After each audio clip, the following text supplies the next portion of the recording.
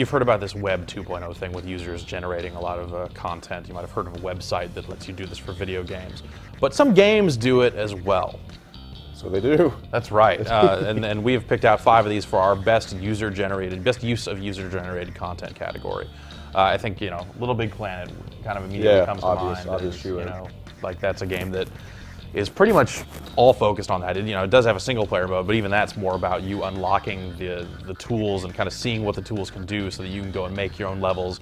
They make it really easy to go and find other players' levels, and you know, say what you will about all the copyright violations and all the stuff getting pulled down and all that, but you know, there's some at Gradius level.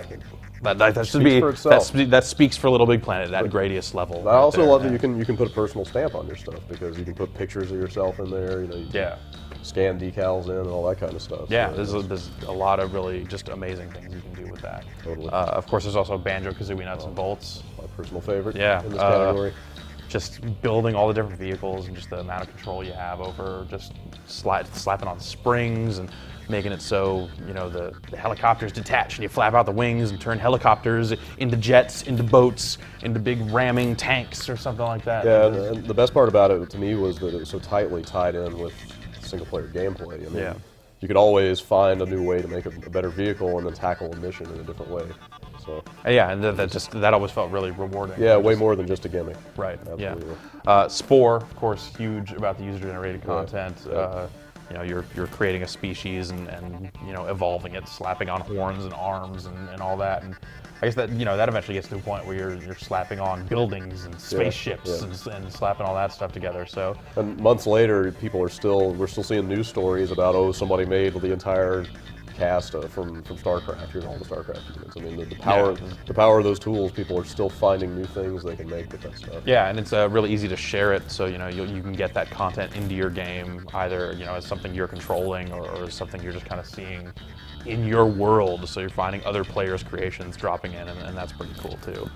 SingStar came out on the PlayStation 3 this year.